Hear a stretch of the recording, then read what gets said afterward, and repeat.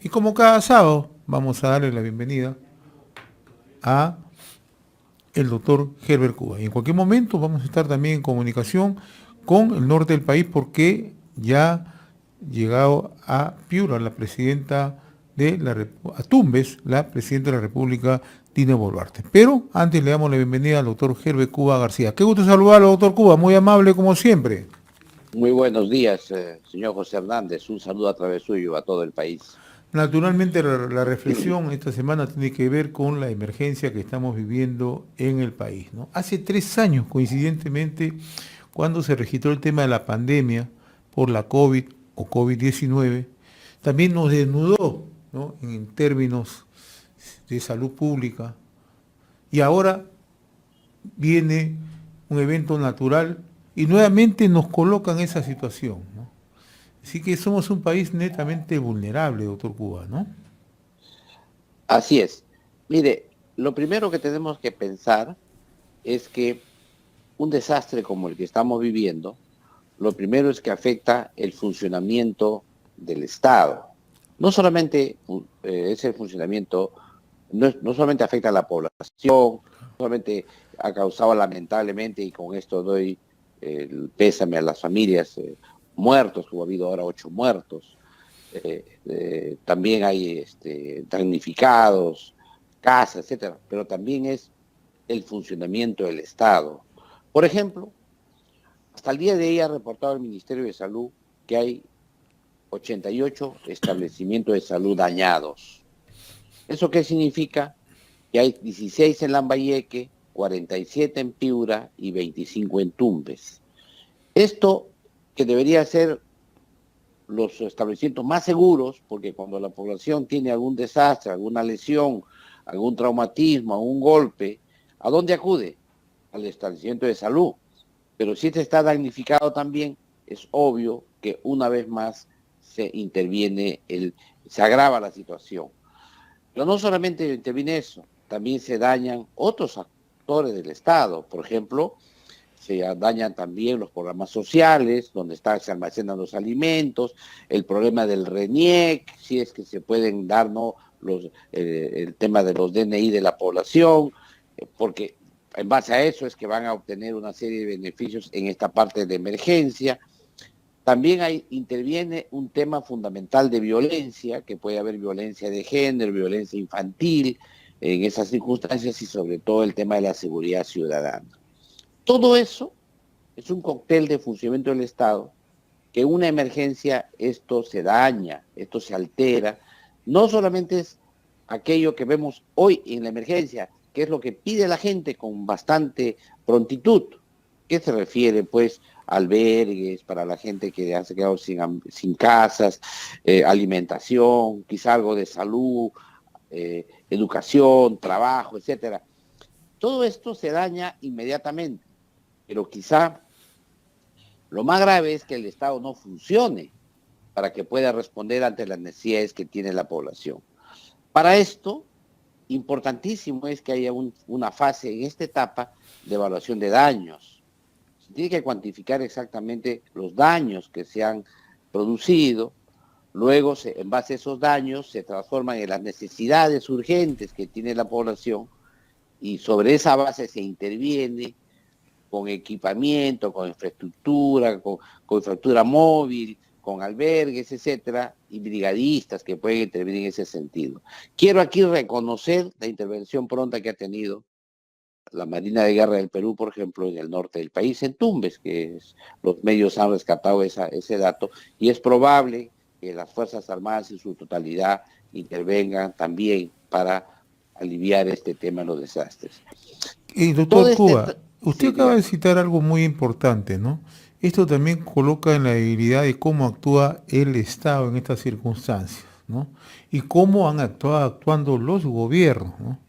Usted que es una persona muy memoriosa, y si no, corríjame en en algunos puntos, cuando ocurrió lo de el fenómeno del niño costero, nosotros coincidentemente recién arrancábamos en las transmisiones habituales en provincias. Advertimos antes de la llegada del fenómeno del niño costero que se estaba registrando una sequía en el norte del país hacia el año 2016. Nadie tomó atención. Zonas como Morropón, zonas como Chulucanas, zonas como Tambo Grande, tenían ya una sequía en ese año. Pero también, luego, las unidades de investigación, sobre todo los Estados Unidos, anunciaban que en Perú llegaba un fenómeno del niño costero. Nadie lo tomó atención a este tema. Tuvimos el fenómeno del niño costero y en marzo del 2017 ocurrió lo que conocemos todos. Se desbordó el río Piura, inundó el Bajo Piura, y no solamente Piura, varias provincias de la región, y no solamente esa región, 13 regiones quedaron dañadas en varios puntos del territorio nacional. ¿A qué quiero llegar? Inmediatamente llegó el señor Pedro Pablo Kuczynski, formó la Reconstrucción con Cambio, anunció que en 2 años se modernizaba Piura. Los piuranos, como gente de buena fe, creyeron en esos buenos deseos. No se hizo absolutamente nada. Llegó un audaz de la política como es Martín Vizcarra, ya siendo presidente, y en su primera actuación pública, lo recuerdo, porque es importante que los peruanos sepamos. La primera presentación pública que tuvo Martín Vizcarra fue precisamente en Piura. Llegó a Piura, se bajó del aeropuerto, ¿no?, con una delegación, flanqueado por algunos ministros, anunció que se estaba poniendo 5.000 millones para la reconstrucción en Piura. Los piuranos de buena fe le siguieron creyendo al gobierno. No se hizo absolutamente nada. Luego llegó el señor Francisco Sagasti, tampoco se hizo nada, simplemente se dejó pasar la situación. Ya estábamos casi por el 3er año. Llegó el señor Pedro Castillo y anunciaba en cada lugar que llegaba que iba a reconstruir Piura. No se ha hecho absolutamente nada. Y el poco tiempo que tiene este gobierno de la señora Dina Boluarte tampoco se avanzó nada. ¿Y yo a qué traía este tema? A lo que usted acaba de mencionar, ¿no? El Estado simple y llanamente está colapsado en esos temas. No funciona. Nos están engañando, nos han mecido. Hoy es Piura, hoy es Tumbes, hoy es Lambayeque, hoy es La Libertad. Probablemente llegue a Lima. Pero ya se anuncia que también podría llegar esto a la zona oriente. ¿Tan mal estamos? Mire, lo que sucede aquí, y yo recuerdo claramente el tema del fenómeno del niño costero porque lo he estudiado, he escrito sobre el fenómeno del niño costero, y muchos de los aspectos que ustedes les he narrado antes en la primera intervención tienen que ver con este tema del niño costero, de esa experiencia que tuvimos. Que eso es una experiencia que se vivió en 3 etapas. Una primera etapa era la emergencia, que es lo que estamos viviendo hoy día. Otra segunda etapa era la rehabilitación de la población afectada y de los bienes estratégicos de la zona y que los bienes indispensables de la población. Y la tercera etapa era la etapa de reconstrucción, que inició aproximadamente en el mes de abril. Es la etapa de la reconstrucción, que tenía que ser con cambios. Esta palabrita con cambios, ¿qué implicaba en su momento? Implicaba que las nuevas infraestructuras que se construyeran tendrían que respetar, ¿no?, el riesgo a desastres en estas poblaciones y estas jurisdicciones, de tal manera que cuando ocurra un nuevo desastre no sean afectadas, o sea, sean antidesastres. Esta era la idea fundamental. Para eso se destinaron fondos millonarios, se modificó la ley de adquisiciones y contrataciones del Estado, se le dio facilidades para que puedan organizar esta reconstrucción, y como es natural, cuando es reconstrucción de infraestructura, toma tiempo, no es algo rápido y breve. Sin embargo, lo que se ha visto a lo largo del tiempo, de Kuczynski a Sagasti, Vizcarra, Sagasti y después Castillo, de que ha habido tantos cambios de jefaturas de esta reconstrucción con cambios, tantos intereses que se han creado ahí para direccionar proyectos a uno u otro lugar, que al final lo que se ve es que ha habido baja ejecución de de este programa de reejecución con cambios, a pesar que en el último tiempo la idea era atizar la ejecución presupuestal para apurar este proceso. Todo esto tiene una implicancia enorme. ¿Por qué? Porque finalmente lo que observamos es que nos agarra un mal momento político, porque hay nuevos gobernadores regionales, nuevos alcaldes, gente que no estaba todavía muy bien familiarizada con la cosa pública, con la gestión pública, en situ, en la práctica, en la realidad concreta, y nos agarra estos desastres en el norte, y incluso hasta Ica, y entonces, claro, existe falta de pericia en responder los temas. Cuando uno conversa con un alcalde, por ejemplo, provincial o distrital, ni siquiera ellos han elaborado ya su ficha de evaluación de daños, porque ellos deberían ser como una computadora. Señor, necesitamos, se ha dañado tal cosa, mi evaluación de necesidades es esta, tal cosa, y ver cómo se canalizan estas necesidades para que lleguen con equipos móviles, vía aérea, vía terrestre, etcétera, según las circunstancias, para que lleguen al destino. A veces hay que sacarles a los alcaldes con cuchara, ¿y cómo están sus colegios? ¿Cómo está su centro de salud? ¿Y cómo está? Y te dicen, sí, está damnificado, pero damnificado es una palabra tan general, tú requieres detalles para saber cómo vas a intervenir. Esta fase de la emergencia requiere mucho trabajo, muy técnico, que se tiene que realizar a través del Sistema Nacional de Emergencia y Desastres. Pero por otro lado, también hay que señalar aquí, es que la colaboración debe ser muy estrecha en los tres niveles de gobierno, porque también tenemos una presidente nueva, tampoco es una presidente que date pues de meses, recién empezó en diciembre y los alcaldes y gobernadores en enero, o sea que son casi contemporáneos. Por eso es que en esta circunstancia el rol de los ministros, sobre todo los ministros técnicos, son los que tienen que intervenir en esta circunstancia. No es ajeno a saber, por ejemplo, que en el año 2017 se dio un decreto de urgencia, el 006-2017, que exigía que toda la atención médica, todos los servicios de salud, donde había el niño costero, funcionen como un todo y atiendan a la población indiferente del lugar al seguro que tenga. Por ejemplo, si eras de salud, te atendías en el MINSA. Si eres del MINSA, puedes atender en salud. Y si la sanidad policial, los policías podían atenderse. Y aquí saltó algo interesante, que lo quiero contar como anécdota. Los soldaditos que ayudaban en el norte, en Piura, en Lambayeque, en ese momento, cuando se enfermaban, no tenían seguro en la sanidad militar. Entonces tenían que ir a atenderse al Ministerio de Salud. Y el Ministerio de Salud, y bueno, y al final, ¿quién nos va a pagar esta atención en el futuro? No había. Eso se ha resuelto, por ejemplo, ahora. Se ha resuelto a través de una inscripción en cooperación entre los fondos de financiamiento de las sanidades militares con el Seguro Integral de Salud, y ahora sí, ellos podrían recibir atención médica por cualquier daño que sufriesen durante estas intervenciones.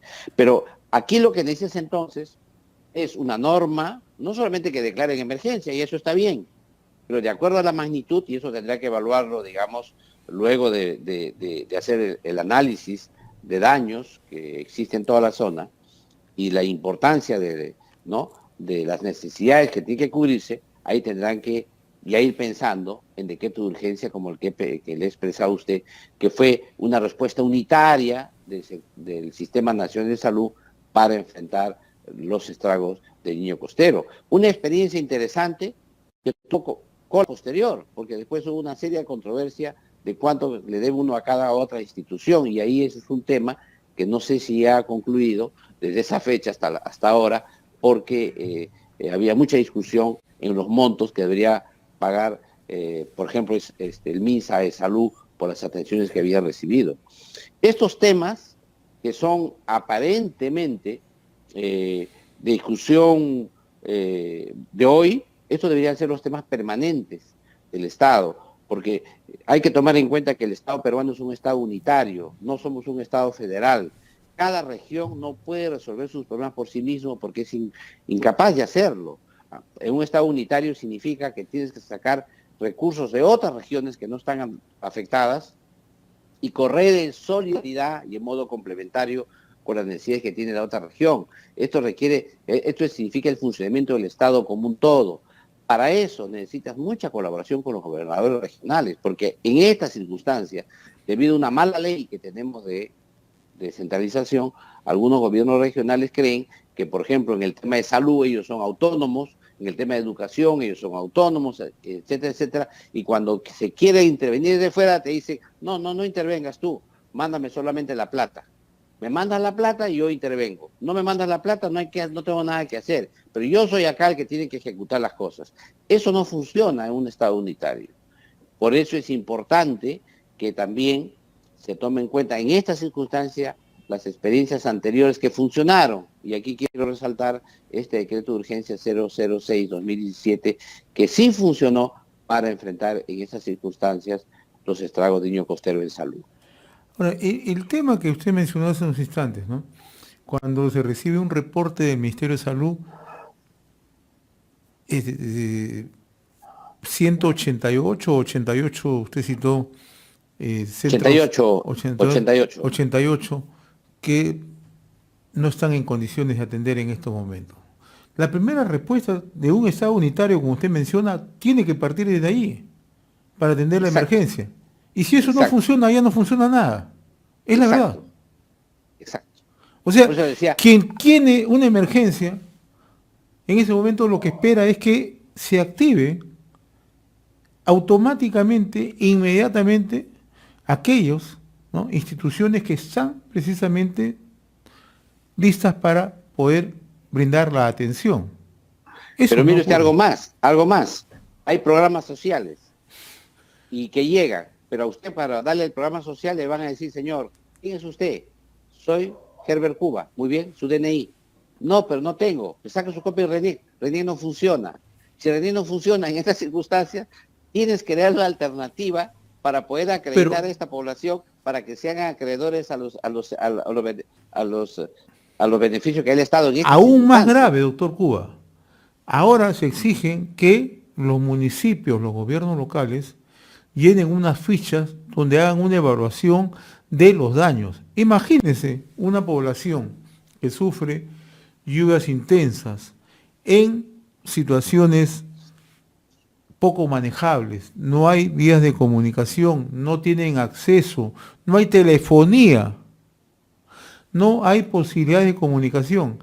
Pueden llenar una ficha preliminar, ¿para qué? Para que se declare en emergencia y a partir de ahí recién pueda consolidarse la ayuda. Lo que pasa es que la ficha preliminar ayuda a cuantificar el daño. Así es, pero esa cuantificación significa para la respuesta inmediata. Pero si no tenemos ni siquiera eso, o sea, no basta que nos digan, por ejemplo, en el caso del Hospital Cayetano Heredia de Piura. Dicen, se dañó el hospital, fue afectado el hospital. Eso no basta.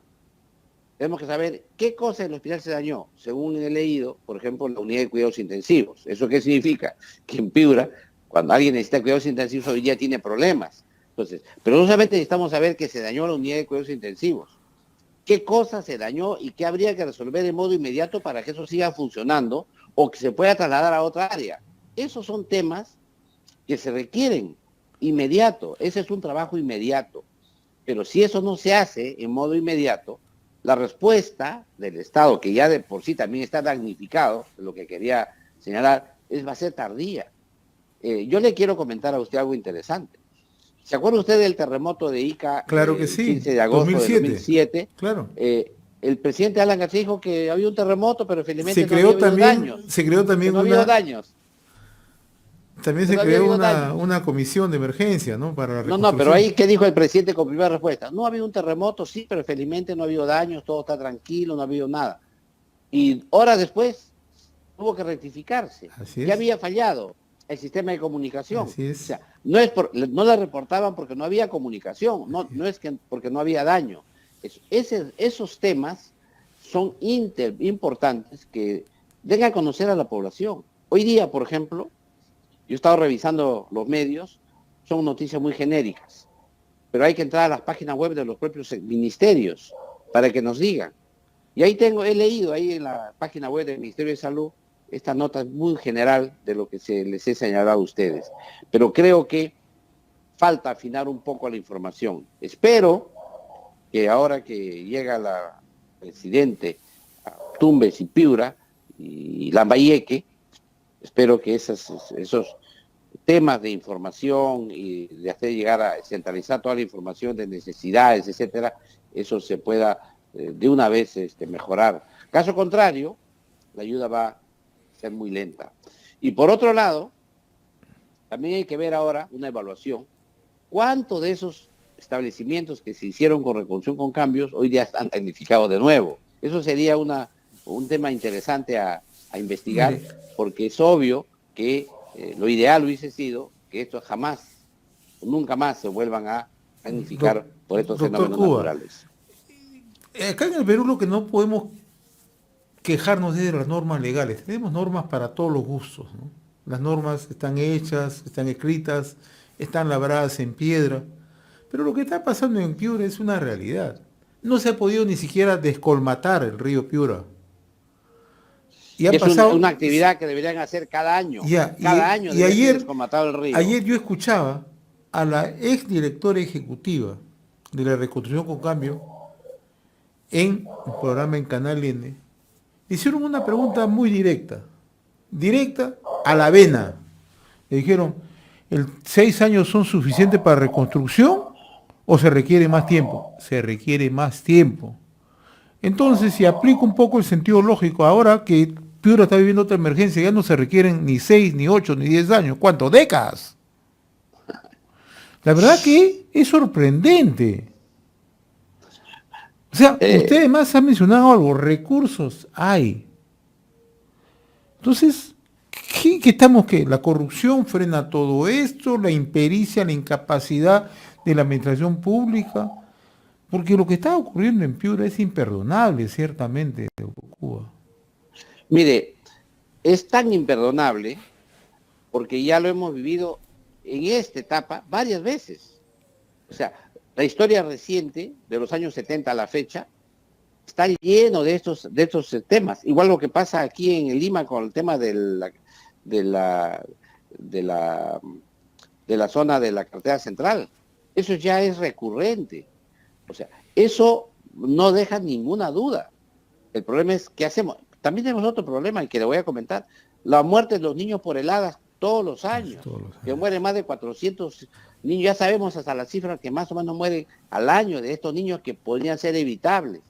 O sea, hay temas que el Perú, siendo ahora un país de desarrollo medio, teniendo enormes reservas internacionales, más de 70.000 millones, con una estabilidad macroeconómica importante, ahora con un nuevo gobierno que ya le está dando estabilidad al país, yo creo que tiene las condiciones para poder resolver esto. Sin embargo, el tema de gestión. Acá es un tema netamente de gestión. Son los famosos cargos que se otorgan para cargos políticos, cargos de confianza, que los ponen ahí para que llenen el espacio, pero no para que resuelvan los problemas del país.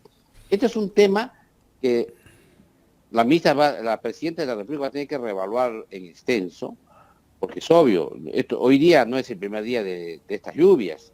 Ya deberíamos tener un diagnóstico mejor de toda la situación, comunicado a la población, porque aquí también interviene la solidaridad. Hay gente de Lima que podría querer contribuir con la gente de Tumbes, con la gente de Piura, con la gente de Lambayeque, ¿no? Hay poblaciones aisladas, ¿no? Que algo les podría servir, una ayuda que podría ser el ciudadano común y corriente. Todo esto se organiza ¿en base a qué? En base a saber qué necesidades tenemos que cubrir. Esto es importantísimo, señor José Hernández, y espero... Y se hace con un Estado organizado, doctor Cuba. Es la realidad. Tiene que restablecer lo que decíamos. Se ha damnificado el Estado, el funcionamiento del Estado. La presidenta tiene la obligación de restablecer la cadena de mando. Tiene que restablecer el Estado unitario. Tiene que funcionar como un Estado y tiene que tener una exacta colaboración con el sector privado. Pero quiero aquí poner énfasis en algo más. Es muy importante en esta circunstancia la participación de la propia población. Lo que yo siempre remarco, la participación comunitaria, participación social. Aquí cubre varios aspectos. El primer aspecto es psicológico, porque reunirse con ellos y escucharlos y escuchar sus demandas e incluso que polemicen los ciudadanos entre ellos mismos por cubrir sus necesidades, es una catarsis que le va a llevar un alivio psicológico ante el desastre. En segundo lugar, es la forma natural en que el Estado debe señalar qué es lo que hay que hacer. La población tiene que decirnos qué hacer. Y nosotros, el Estado, digamos, los profesionales, cómo hacerlo técnicamente y científicamente. Pero la población te tiene que decir, oye, esto pasa, me ha pasado esto necesito, hay que hacer esto. En la medida de eso, es que esos espacios de participación social son muy importantes. Es más, yo diría algo adicional. Es tan importante para sostener la gobernabilidad del país que en los espacios locales se fortalezca el Estado. Y para fortalecer el Estado en el espacio debe haber una adecuada relación Estado-sociedad, Estado-comunidad, Estado-población. Y esto en una circunstancia de esta tan dramática, que prima la solidaridad entre los ciudadanos, donde se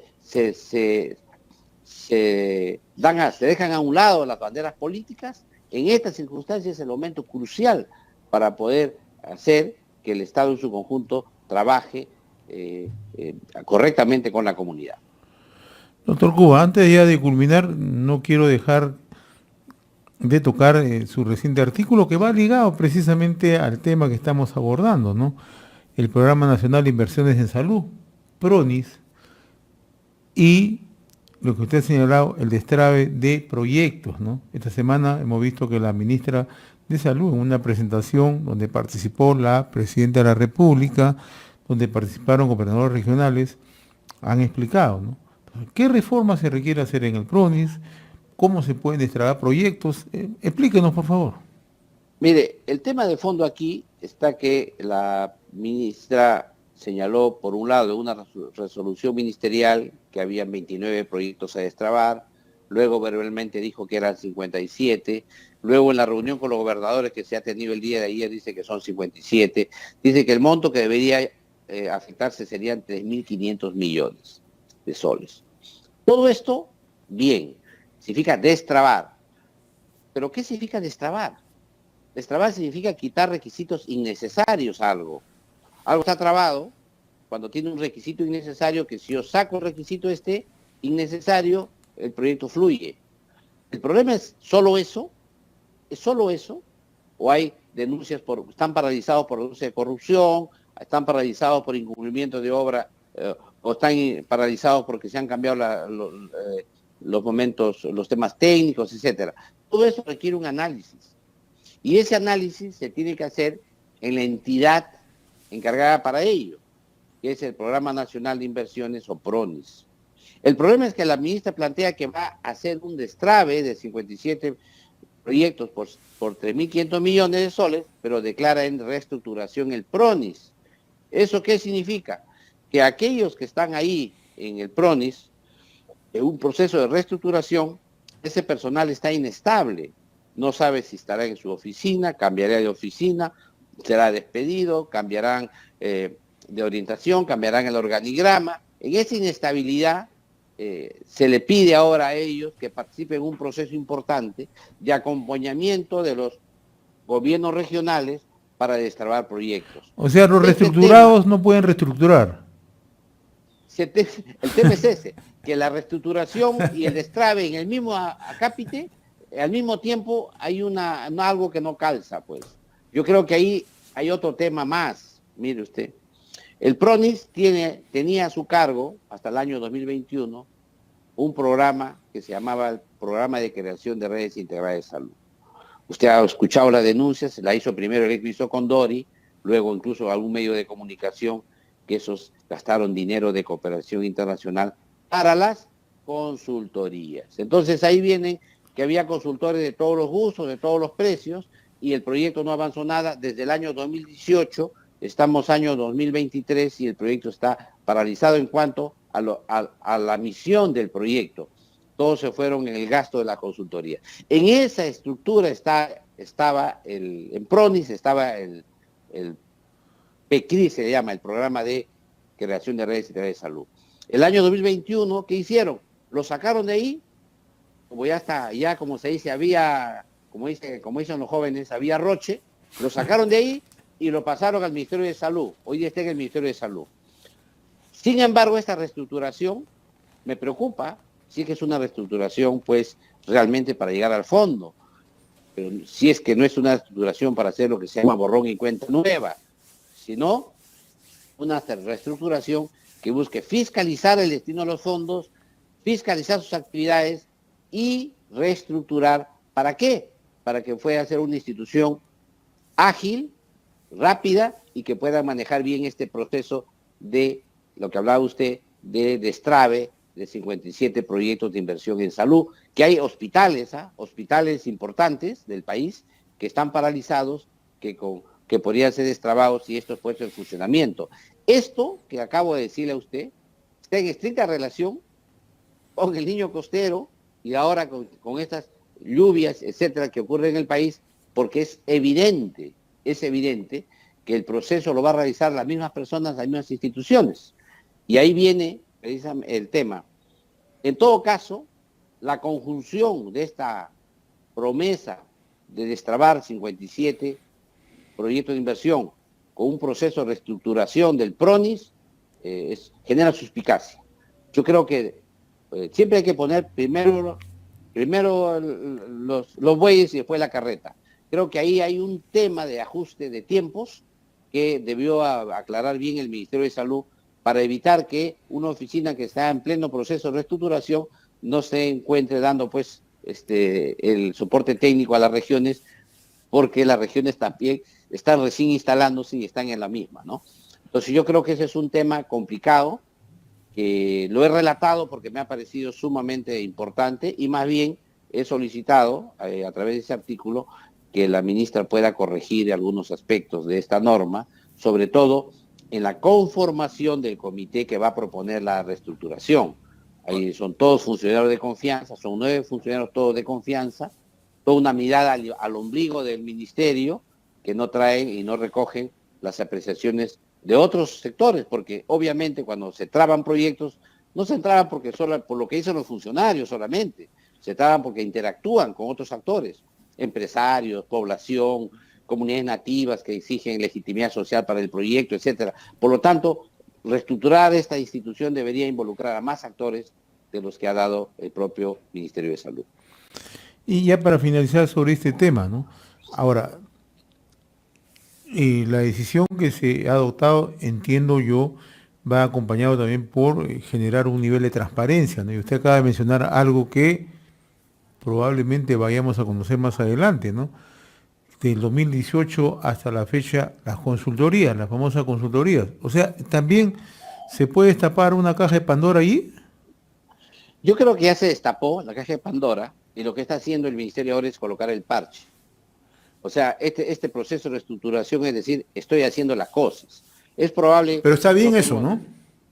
Es probable, no tengo la información, que algunos aspectos de esos hayan ido a Contraloría, cosas así. Es probable, no tenemos la información. Sería bueno que la ministra explique este tema, que justifique por qué ha hecho este proceso de estructuración en estas circunstancias que ella quiere destrabar. O sea, es un tema interesante. O sea, quiero destrabar, pero la institución que me va a ayudar a destrabar la declaro en reorganización, reestructuración. Esa es por qué ahora y la emergencia.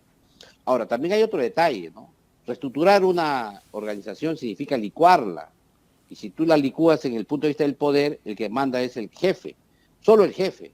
Entonces me preocupa también que toda la autoridad para destrabar proyectos que no solamente son temas, como decía, requisitos innecesarios, sino puede haber hasta litigios legales, montos, todo dependan de las personas que están reestructurando. O sea, eso es un tema también de suspicacia.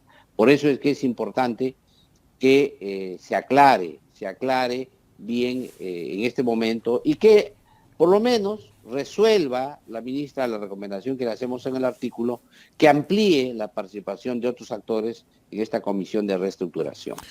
Doctor Herbert Cuba, como siempre muy reconocido por esta comunicación de todos los sábados a través de RCR, Red de Comunicación Regional, momentos difíciles que vive el país, pero que también Antes permite... de terminar, ¿Cómo no? señor José Hernández, quisiera señalar una nota que he leído el día de ayer, ¿Cómo es no? que la popularidad de la presidenta ha incrementado. En datum, ¿no? En Datum hay una popularidad que casi en 4 puntos porcentuales, que es, me parece a mí, un dato relevante en esta circunstancia, y es probable que este proceso continúe en la medida en que ella esté ajustada a las necesidades que tiene la población.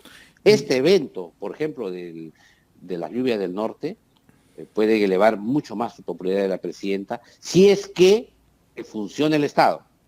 Pero si no funciona el Estado, obviamente que va a caer de nuevo en su popularidad.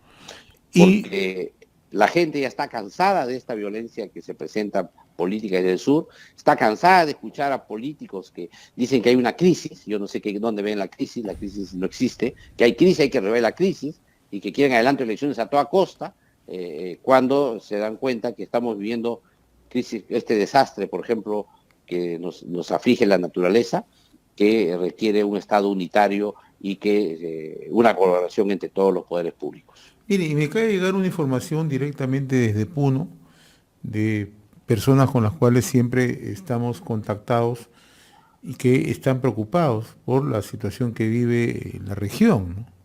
Son personas que consideran que hay que dar a conocer con absoluta transparencia lo que está pasando en Puno y el nivel de desinformación que existe, ¿no?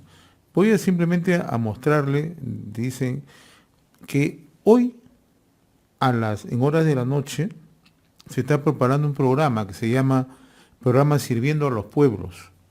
Masacre, y se titula Masacre del Estado Peruano versus Heroica Resistencia Popular, sábado 11 de marzo del 2023. ¿Quién lo dirige? Lo dirige Alex Chamán Portugal, que es docente en la Universidad Pública y posgrado en Bolivia y director de la revista Atreverse e Ignus Bolivia, dice. ¿Quiénes participan? Y esto es lo dedicado. Como panelista, el profesor César Hugo Tito Rojas, a quienes lo vinculan con Movadef. Es integrante, dice, la mesa directiva del Comité Permanente de los Frentes de Defensa de Organizaciones del Perú. Como panelista, la profesora Marianela Navarro, de nacionalidad argentina, delegada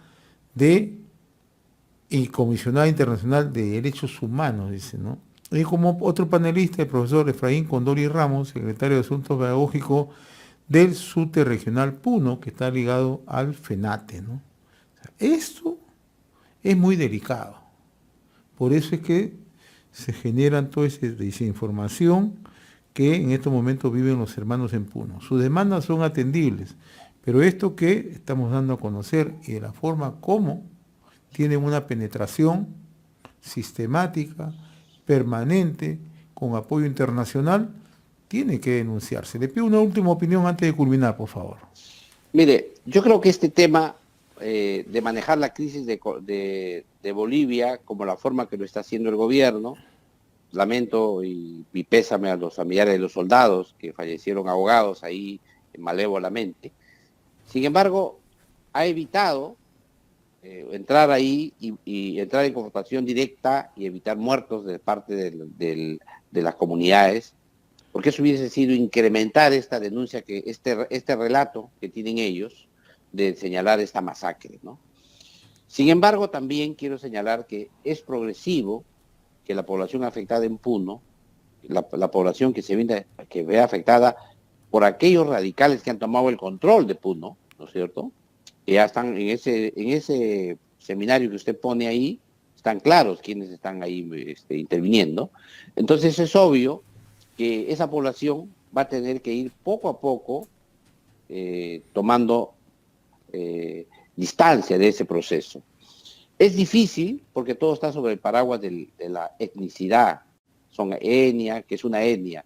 Por eso que es grave, es muy grave señalar globalizando generalizando como que los aymaras son así, cuando se tiene que ver que dentro de los aymaras también hay contradicciones, dentro de los aymaras es como un pueblo cualquiera, común y corriente, y que por lo tanto tiene en su interior también discrepancias internas que obviamente no todos están ideologizados como se piensa, aunque sí todos tienen un derecho de pertenencia a su etnia, que es lo que los que utilizan esa herramienta y los aglutinan. Por eso es importante que no estigmatizarlos, no dar generalizaciones absurdas para lograr poco a poco ir ganando la población. Y en ese sentido, este repunte en las encuestas de la presidenta Boluarte tiene un significado profundo, sobre todo para Puno, porque a pesar de que ellos creen que con estos movimientos radicales están mellando la autoridad del Estado, al contrario, la autoridad del Estado está creciendo y es probable que siga creciendo en la medida que ellos sigan radicalizando sus demandas. Finalmente, sí es cierto, da la sensación de que tenemos una autonomía nueva, un nuevo Brain, ¿no? Un nuevo Brain en el sur, pero esperamos que estas estrategias adecuadas no caigan en un uso exacerbado de la fuerza y que sea progresivo, con apoyo social, con tratando de resolver los problemas de la población poco a poco, se logre revertir la situación.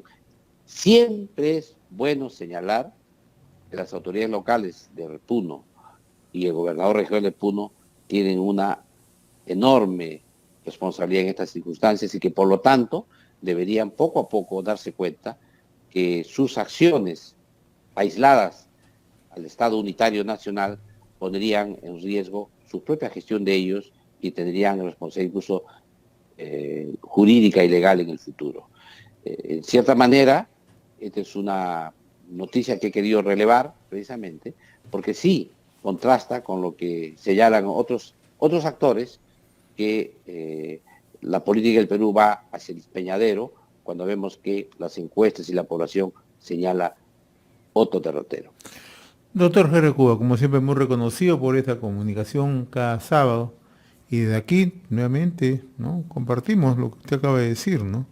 Hay que expresar toda nuestra solidaridad a nuestros hermanos que están viviendo emergencia en varios puntos del territorio nacional. Le agradezco la comunicación, doctor Cuba, muy amable.